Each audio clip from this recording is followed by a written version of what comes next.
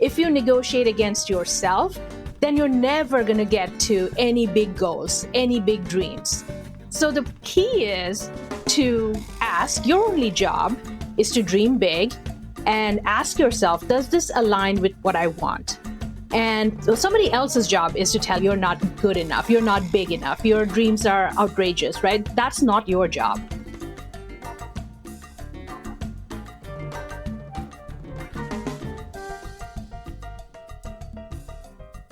Hello, everybody, and welcome to the Embracing Only podcast with Olivia Cream and Archita Fritz. I am so excited today to have our guest on today's episode, Dorothy Mashburn. She's a leading authority in negotiation and has a fervent mission to champion the underserved in corporate arenas. With a track record of negotiating pivotal deals with global giants and managing international teams, her unique insights empower minorities and women to achieve their career aspirations. She has led teams globally across Fortune 500s in marketing and supply chain, and now we're all so lucky because she brings that learning and leadership to everyone. She's the host and producer of the podcast Salary Negotiations Made Simple, and it's a podcast that's dedicated to debunking myths surrounding job search, career advancement, and salary negotiations.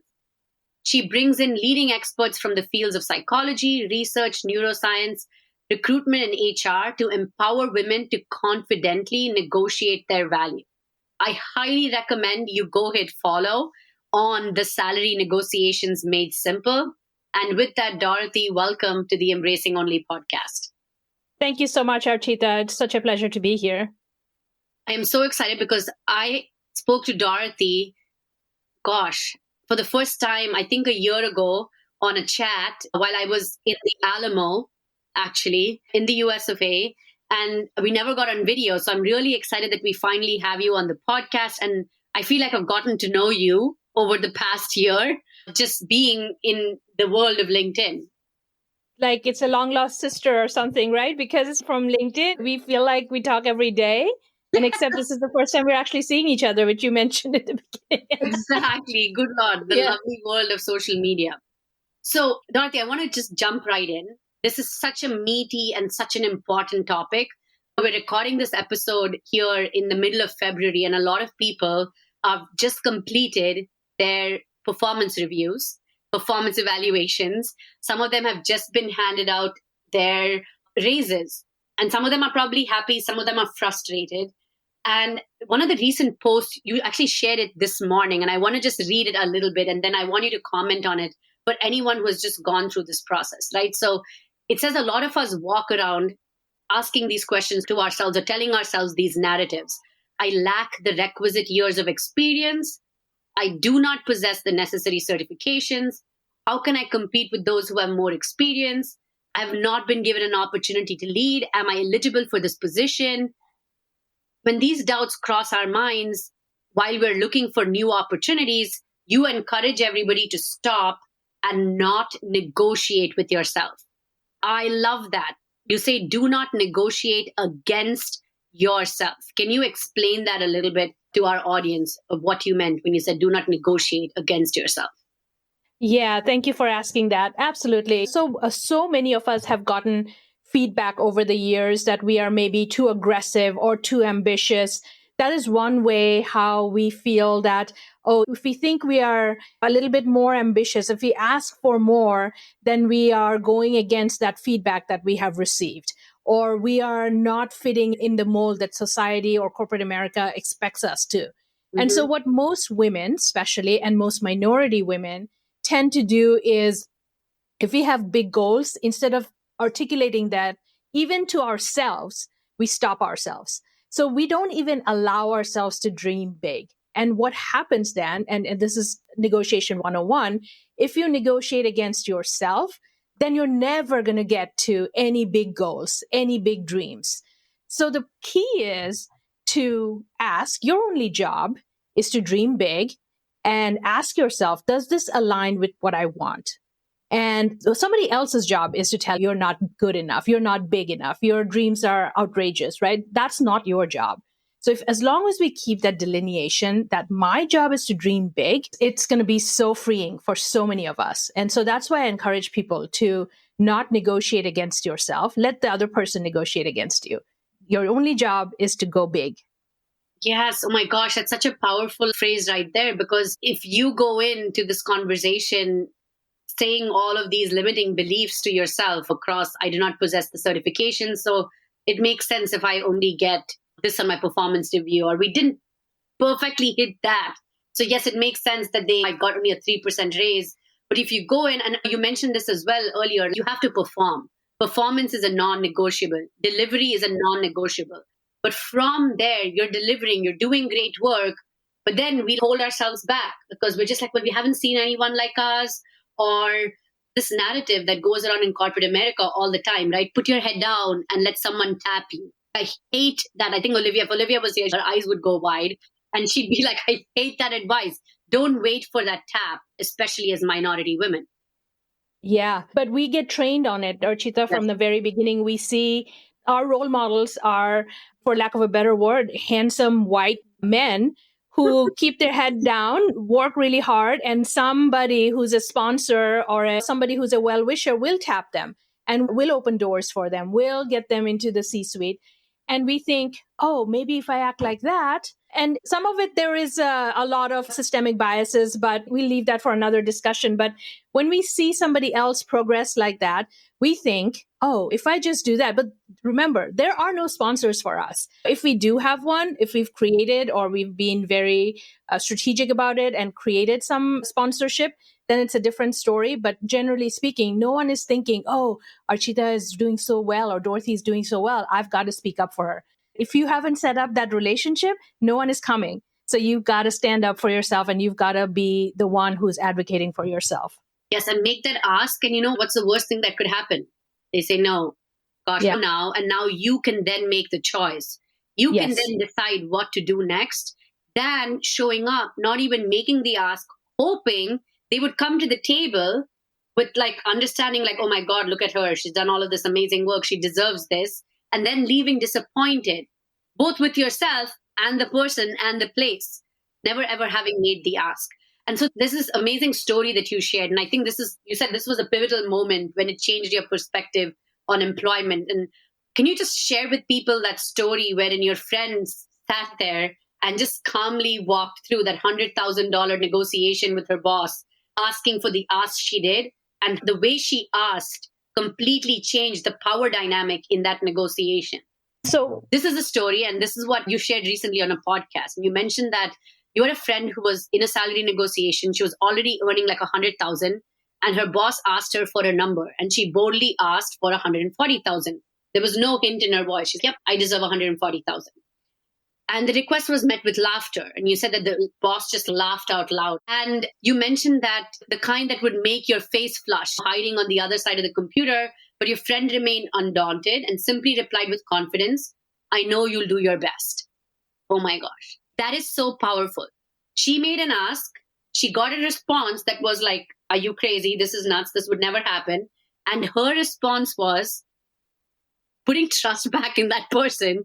I know you'll do your best. And you mentioned that left such a big mark on you because it shattered your fears about money and discussion at work and that courage to ask. And that ultimately what she did get was 125,000, and they apologized that they couldn't come in. It's just phenomenal. So just expound on that when you show up, really being very clear on your ask.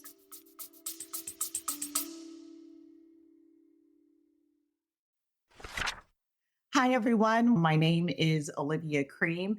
If you are a corporate girly and you are struggling, you're feeling stuck, maybe you're feeling underpaid, overqualified, you're struggling with your boss, or bigger yet, you're even trying to clearly articulate what it is that you want from your corporate career, I am the coach for you. So if you're ambitious and you've got goals to accomplish and you want to accomplish them quickly, check out my website, oliviacream.com. I would love to help you reach your goals. Hi, everybody. I'm Archita Fritz, your other host of the Embracing Only podcast. If you're ready to leave corporate, or you've changed a couple of corporate jobs and want to start a profitable side brilliance You've made the decision, but you feel unsure of the next steps. Here's how I can help you. I can guide you through a successful transition to entrepreneurship to help turn those ideas into profit. So reach out to me on LinkedIn or visit me on architafritz.com to accelerate your empowered transitions. Now, back to the episode.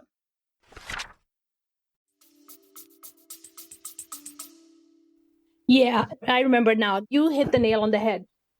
Don't fear the no. Do not fear no, because no is your friend. Think, if nothing else you take away from this podcast, think no is my friend, because that's the beginning of negotiation. So keep that in your back pocket. Even if all your limiting beliefs come in, remember Dorothy said, don't fear the no. Okay. So that's one. And two, it is very common for us to get flustered. And what she did was, inside, she told me later, she was like feeling all these turmoils, like there were ocean waves crashing inside her brain. But she was like, we talked about this ahead of time, and we know, her and I have been talking about negotiations for a long time. And so she said, I just stayed calm, even though inside I was having all this like turmoil.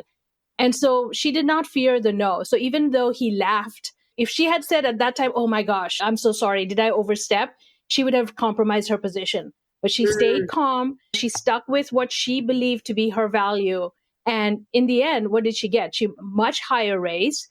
And if she had said, oh, maybe 110 or 105, and then he would have said 102, and then where would you have ended? You would be like $40,000, $50,000 behind. So that's really important. First, go big. That's lesson A. And B, don't fear the no. That's lesson B. I love that. We're like building a cadence here. Go big, don't fear the no. So let's like dig into this next bit, because there are many individuals, unfortunately, that have either been laid off, or there are individuals who are being told, hey, it's a tough time in the company, we can't really get raises, etc.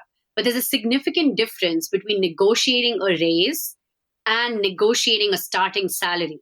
So could you maybe elaborate on what those differences are and how individuals can navigate those two, and what that might look like if they were negotiating a raise versus negotiating a starting salary?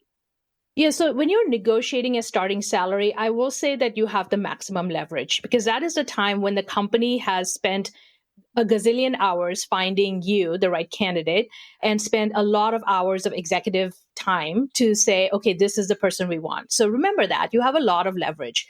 And what I would recommend for someone who is negotiating a job offer is, again, the concept of go big and plan to fail. So what do I mean by that? So if you, like I said, if you said 100,000, generally speaking, what our brain tells us is, that's a little too big. This is us negotiating against ourselves, right? We're saying, that might be a little far-fetched. We might break a relationship. It might sour something. And so the people will go, how about 95-ish? And then, of course, they will counter. And so you end up where? At 91, 92? Maybe. But what if you thought instead, let me go big and plan to fail? So let me go to 200,000. And I know they're not going to give it to me, but that's okay. I'm going to plan to fail. So when they counter, say they counter at 150, right? You are still so much better off than 92. You failed to get to your 200, but so what? You failed, you got a no, but you still got 50,000 plus more. But I'm curious though, because I'm just trying to think of all of the advice I got back in the day when I was still navigating the murky world of the corporate life, was that you've got to do your homework, right? So absolutely, you plan to fail doing your homework, because you would not want to come in for a manager, like just giving a random example, the manager of a quality manager job, and asking what might be an industry standard for VPs of quality, right? Because that would just be absurd, because then they'd be like, this person is nuts. So how do you go about doing your homework, but you still go big, knowing that some companies will negotiate the heck out of you, being like, this is the industry, this is that, this is this. So maybe elaborate on that a little bit for us. Yeah. So what I recommend to my clients is to get 3 data points. One is a generic website data point, like PayScale is pretty good, Indeed is pretty good. And absolutely right, Archita, you've got to do your homework. You can't be an executive in an executive position and walk in blindly and say, I want $1 million. That's just not going to happen. So you've got to have some reality or realism built into it. And then the second data point I would say is go into a specific site about your industry. So some sites I've recommended in the past is Levels FYI, Team Blind, and h1data.info. So these are very specific on, you can put in software engineer in Redmond. What are they making? And this is especially team blind. This is people putting in their own data. And then it's normalized across like thousands of data points to say this is what a Redmond software engineer is going to make. So that is a very specific data point. And then third, check in with your alumni association or your network to say, hey, if you graduated around the same time, you and I have same type of skills and experience, what is the range that you're making? And most people will share a range. They may not be comfortable sharing an exact point. So that's how you do your preparation to triangulate your salary. I love that. And all of these links will be in the show notes for everybody listening. Yes. So you'll have the links for these. That's so great, like having 3 data points, because when you speak to a recruiter and you're like, well, I was on pay scale and I saw this was the industry average, you'll immediately get a talking Yes. like that's garbage. We work with organizations that have invest millions of dollars into our like very complicated triangulated pay scale like description. So I love you're coming at it in 3 ways. And third one especially is such an underutilized and underestimated like resource, which is your alumni association. But there's another resource I will share too, which is called Fishbowl. For folks who don't know, it's a community and it's an app and it's really amazing. It's called Fishbowl and you can join different communities in there based on a career path or whatever. And you can go as specific as say marketing med device and it's all anonymous. And you can anonymously ask that entire group of individuals, and everyone has to validate their identity. So it's not someone they could still, but for the most part, and you get a really good community-led feedback within your sphere of influence of executives or whoever that might be in there. And it's called Fishbowl, and it served me really well when I was leaving a 16-year corporate career and moving to private equity, which was a really big change and shift. Yeah. To just engage on what do even salary packages look like in this space, because it's very different from publicly held companies. So yeah, just another data point to share. That's great. Yeah, I didn't know about that. I'm going to check that out. Thanks for sharing that. Well, it came about during the Clubhouse days of the pandemic when I found Oh, yeah. You know, I don't know where Clubhouse went now, but yeah. It's gone. So we spoke about the starting salary, and you said that's the best leverage you can ever have. Now, what about like that negotiating during and asking for a raise? Would there be anything else you would ask folks to do differently or consider differently as they're negotiating a raise within their current companies? Yeah.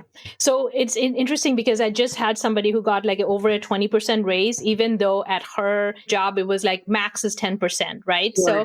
So this is how you can be creative. So I will say that it is a little bit of a limited leverage that you have, but you still have leverage because you're still a high performer potentially, and you still have a lot to give to the organization. You have to be a little bit more strategic. Like you said, Archita, earlier, you're never done. Like you start preparing now, even though performance reviews are done, you start preparing now. And let's say, for example, there's a big project you're working on and it's going to deliver somewhere around end of this year. Think it's going to be a big deal for the organization. So start peppering those conversations in now with your manager. Say, I'm really excited about this project that's going to deliver. And don't talk about how you did anything well. Talk about how the company is going to benefit from your work. And then say, my expectation or my hope is that this is going to be a great result or great impact for our organization going forward.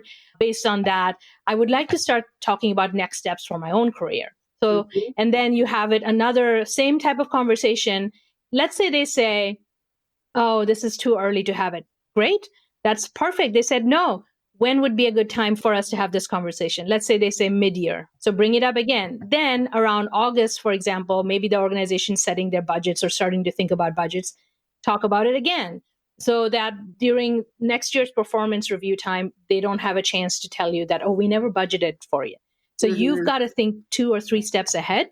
And then you start priming their minds to say, okay, I need a raise. I expect a promotion from all of that. And let's say that they weren't able to get you the 20, 25%.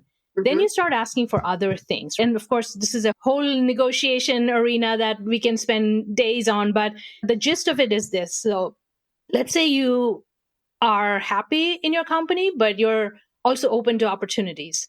And so say they give you 10% increase, right? Come January after you've prepped and primed. Then you think, okay, what is my next step? Maybe I want to be VP of private equity or whatever. What do I need for that? Do I need executive presence? Do I need communication skills? then ask for it. So say, oh, I asked for a 25% increase, but we weren't able to get it. I'm really excited about keeping my career trajectory going, my growth going. How about we invest in a leadership coach for me instead of giving me the 20%? So you start parsing out what else you can do to benefit yourself. Hey, and the end, if you don't leave, you're still a more energized, excited, coached individual who can keep adding value to the organization. Yes, I love that. I love that because negotiation is beyond just the money. Because yes, we won the money. We should ask for the money. We should get all the money we deserve. But there's more to it in these conversations, especially when you're in the organization. You're absolutely right. There are budgets, like it's a fact, right? But there are so many other ways that you can negotiate to find ways in which you can add value, as you said, to yourself as a leader that will, of course, inherently impact and drive better outcomes for your team and the organization. But you're building your portfolio of skills as well. And you have to be looking out for yourself. You have to be looking out for yourself because I think you framed this for us right at the beginning. Your company is not going to be being like, I think Dorothy could set up a performance, what is that called? A PIP or whatever it's called, a performance improvement plan, where suddenly the doors go wide open and everything is wrong with this amazing high performer. But outside of that, it's, well, okay, you've got to make the ask for what you need. And I love this. I don't know how to frame it, but it's an alternative to the cash ask, which is, well, okay, I get that you cannot invest in the 20%. Could we instead do, as you said, a leadership coach instead? So that is amazing. And I like that you framed it for us about the leverage that you have when you're starting and the leverage that you have when you stay at a company. Now, we're going to add an intersection here, and you speak about this a lot, which is minority and immigrant women. Because if you're a minority immigrant woman, there's a lot of lack of that social and political capital that you have in the workplace. You shared recently a 6-step strategy that walks us through how an immigrant minority woman can work her way through asking for what she needs in the workplace. I don't know if you remember all the 6 steps. If you do, that's amazing. And can you frame it for us in the context of a leader of minority women? So not just the woman itself, because of course they need to listen through and understand how they advocate for themselves, but how do leaders of those women advocate for them as well in these situations? If you could frame those 2 pieces for us, I would really appreciate it. Minority women, like you said, right? It's a hard climb because, again, first of all, we don't have that social net. But the good news is we also don't care if we fail in a way because we've done hard things, right? And we've done really hard things. We've crossed oceans, climbed mountains. And so that is we crossed oceans and climbed mountains. It's a bit of a freeing thing if we accept it, because in a way, we're not bound by normal, so to speak, normal in quotes, societal boundaries. Like we can aim big, achieve big, reach out to people we've never talked to before and say, hey, will you be my social capital? Will you be my sponsor? Will you be my mentor? Will you talk about me behind closed doors when talent management discussions are happening? So you have unlimited freedom as an immigrant woman. We just have to unleash it because, again, what do you have to lose? And first of all, that, and you can't go back. Maybe you could, but you're not going to, right? And then second, all the social mores that people are groomed from the very beginning, we don't have. We have the basic idea of what the social construct or the requirements and rules are of this society, and we operate within it. But somehow we didn't get all that extra conditioning that some of the people that live here or grow here have. So you do have a lot of power and potential. Keep that in mind, that mindset needs to change for a lot of us, right? We have to start thinking about we do have power. A second, we talked about it, results are important. So what happens to me, and I see a lot of women get stuck in this concept of we think there is a problem in the organization, and absolutely there's a problem, right? And we say, I want to solve that problem because this is going to make everything better. What we need to remember, is this the problem the company wants you to solve, right? Early on in my career, I was like, the efficiencies are terrible. I'm going to fix this. I'm going to implement Oracle in this area, which I'm going to kill myself doing it. And then I'm going to want a prize for it. That's not going to happen. The reality is do work that the company values and then relentlessly deliver results. That is table stakes. You've got to do that. I'll pause to see if you have a question on that. Yeah, no, I mean, that is so fascinating that you said that. So first of all, the fact that you said that we have literally crossed oceans and climbed mountains. So really step into that power because we forget about it, because we just take that as like a given. There was the path to making these dreams, quote unquote, dreams of ours a reality. And so we forget the struggle that involved, what we to give up in order to go build this. And so the other part, right? Like I remember early in my career, I was unabashedly like, okay with going to people asking for social capital. And I was termed as, oh my God, she wants attention. And it's, I don't want attention. If I don't ask, I won't get. That is the reality. And then luckily, I had a couple of really amazing male leaders in my early career that really sponsored and advocated for me and tried to bust this like garbage talk behind, because you literally have to be the only one talking for yourself, right? So it can feel discomforting. It can feel like unnerving because you're probably the only one making that ask. Yeah. One of the very Yeah. few making that ask. So make it anyway, because you have nothing to lose. You've lost a lot more. Having to leave home and then go make home somewhere else, that is unreal. I don't think people understand the gravity of whatever you're left behind it takes to do that. So I just love that. So let's dive a little bit deep into what you were just like unpacking for us with regards to like that process and those steps itself. Yeah, that is the thing, right? When we arrive in a new country, culture, and trying to fit in, we almost discount that hard work because we don't want to stand out. We don't want to be the only, right? Instead of embracing that, like for the longest time, I spoke about this at an audio event. I didn't want to be called an immigrant because in my mind, immigrants are people who are on the periphery, are not making the decisions, are not the decision makers, are not the ones who are moving and shaking things. So I look back to 25-year-old Dorothy, and I feel sorry that it took so much from me to say I want to fit in. And so I like stayed away from that word immigrant. I stayed away from the word minority. Like I learned football, like just to fit in. It Oh my is gosh, crazy bless the you. lengths you go to.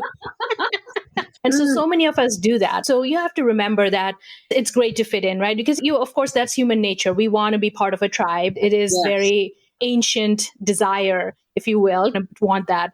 And that's okay. But we've got to remember to also praise ourselves, pat ourselves on the back that we've done really hard things. Yes. And we can continue to do hard things. And getting a no, whether you're negotiating a salary, a compensation package, a severance package, any of that is peanuts compared to what you've done. The only thing you have to remember is a strategy of how to do it right and how to then react once you get a yes or a no. So 'cause really there's only like 3 options, yes, no, maybe, right? And so prepare for those 3 options. Remember how strong you are, and sky's the limit, really. Yeah, so talk to us about that strategy. That you had a 6-step strategy. I want the people. Oh, yeah, that's right. Yeah. So the number 1 is you've got to deliver. That's results. So that's table stakes. Number 2 is you've got to forge alliances. So just like we do on LinkedIn, right? Like we see a post from someone, we say, oh, that was really good. I really resonated. And you make a comment. So nothing's stopping us from forging those alliances across the organization. And like you said, some of my best mentors and managers have been Caucasian male leaders. Nobody has to look like you for you to go forge those alliances. Just say, hey, I really appreciate your leadership style. Can we have coffee or can we have a Zoom chat? Yes. And then just start building those relationships. And then when you deliver something of value to the leader, say, hey, would you mind sending my manager a quick note because I've been working so much in the periphery of our main goals that he may not even know what I'm doing. And then reciprocate, right? Like that's like the power of influence, like reciprocity. Like you cannot deny that, the pull of reciprocity. So do that.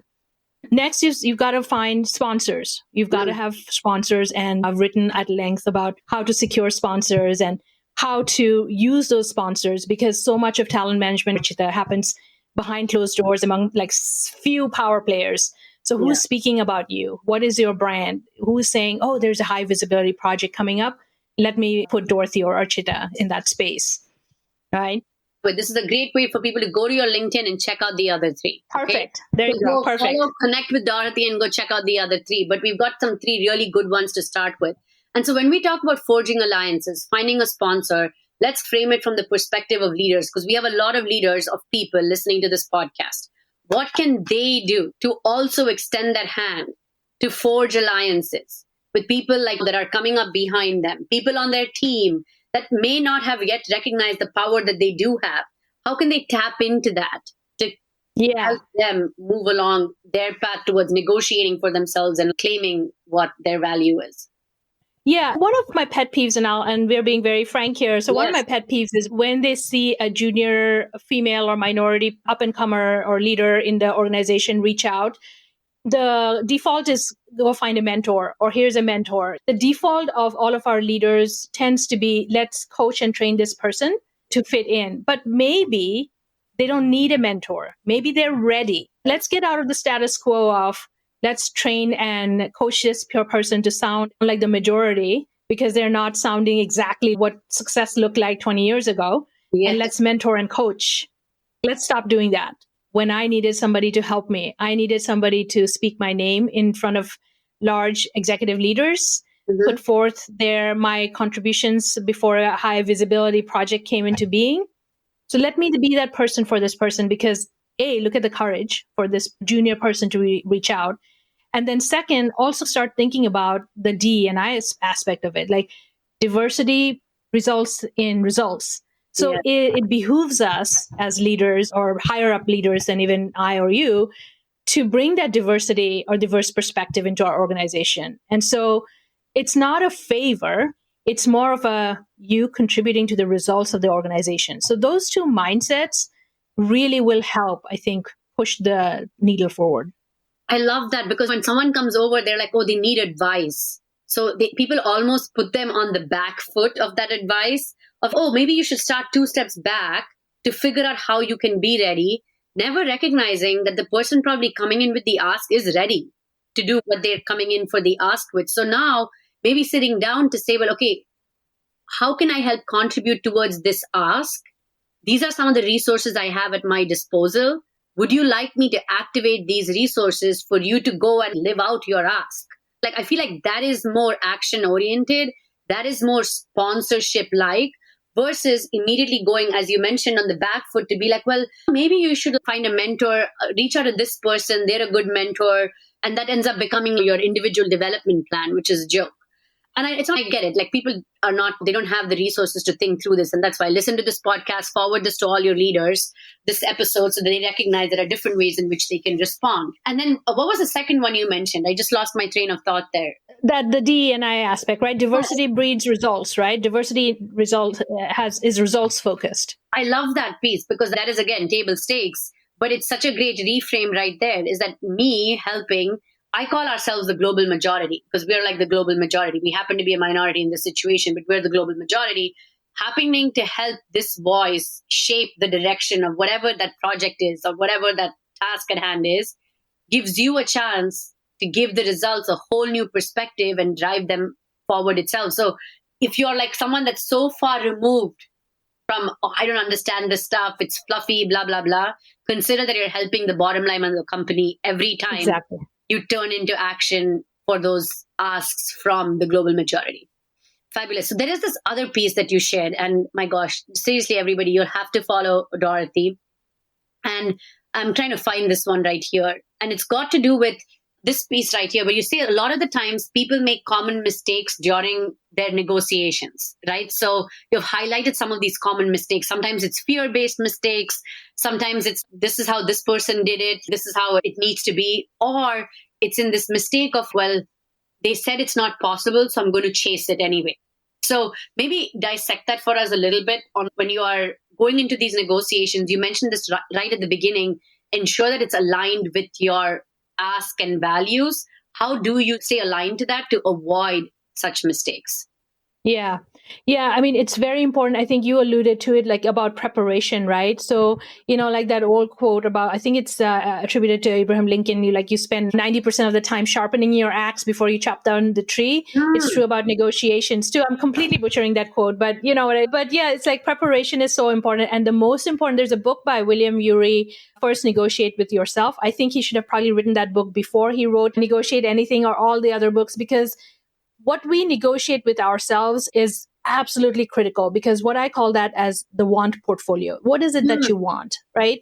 That is really important to spend time thinking about it, because in the end, if you don't do this work, you may get a $500,000 salary, but what you really wanted was flexibility to spend time with your young kids. And you didn't negotiate that, so you're still unfulfilled. even if you were a very successful negotiator. So spending time with yourself and saying, really, what it is that I want, that is just the most important thing you can do for yourself. And so once you do that, once you have that, what I call the want portfolio, then throw out the rule book. If you don't get that want portfolio, it doesn't matter how perfect your negotiation was, you're not going to feel like you've succeeded. So say somebody says, you say, I want 250,000 and I want flexibility. And you go to a negotiating table and they say, I can get you 200,000. And great. So then you say 200, but I was asking 250. How can we bridge this gap? And so ask that how question, right? Instead of, oh, I'm done, or this is not for me, or okay, I'll take the 200. Then you say, how about vacation time? How about flexibility? So say that got you to 220 because you've done your work ahead of time and how much a week of vacation is worth. And then you say, oh, we're still about 30,000 behind. How about MBA school? So there's all these different ways you can, like you said, mitigate any potential mistakes by really just knowing what it is that you want. And I'll add one more thing to it. A lot of times, especially high achievers, get to the point, and I think Olivia and you've talked about it, about I'm going to show you. Like you told me I can't do it, I'm going to show you. And then you would go on to prove that. And stop. If that is not on your want portfolio, if proving somebody wrong is not on your want portfolio, don't do it. Don't ask for it or don't try to, because then you are derailing your own negotiation, and that would be considered a mistake. So Dorothy, I completely resonated with that bit, 100%. And we're at the end of our whole episode. And I want to give all of our listeners a few key takeaways. You left so many gems and nuggets. I don't know. We're going to have to sift through all of this as people step in. And it's a 40 minutes of absolute gold. So the first thing you said was do not negotiate against yourself. You said, do not negotiate against yourself. Allow ourselves to dream big. Ask yourself, does this align with your values? Also mention no is your friend. So don't fear the no, and recognize that when you are stepping into a starting salary negotiation, it's the maximum leverage that you would ever have. So plan to fail. You also shared with us, unleash the idea that you do have the power, especially as an immigrant woman from the global majority. And this last amazing piece of gold that you gave us, which was be really clear on your want portfolio, but also have your how questions ready to help get you your wants. Thank you so much here. So before we close, Dorothy, I would love for you to share with all of our listeners where they can find you, how they can engage with you to start working through their negotiation and unleashing their negotiation power as well. Yeah, thank you for that. I hope you can tell I'm super passionate about getting women to confidently negotiate their value, and so they can get that $300,000, $400,000, $500,000 if they want, or if they want the vacation time, whatever it is. I'm very passionate about it. But do understand that every negotiation is slightly different. There's a little bit of a nuance because we are all human. We have all individual needs. So I'm offering a 30-minute mini coaching session during which I can share any nuggets that you need for your particular situation. It's completely complimentary. And of course, if it makes sense after the conversation to work together, that is an option for all of our listeners who want that negotiation training. But please feel free to reach out. And if you want to just keep listening and following, I provide, like you said, Archita, a lot of value on LinkedIn. So Dorothy Mashburn is where you can find me on LinkedIn. And then please follow the podcast at Salary Negotiations Made Simple. I love that. I would highly encourage all of our listeners to go get a 30-minute complimentary call. It will do all of us so much good. Thank you so much for joining us here on the Embracing Only podcast. Cannot wait to get this episode out there. And to all our listeners, thank you for following us. Stay safe, and we'll see you all soon. Thank you, Dorothy. Thank you, Archita.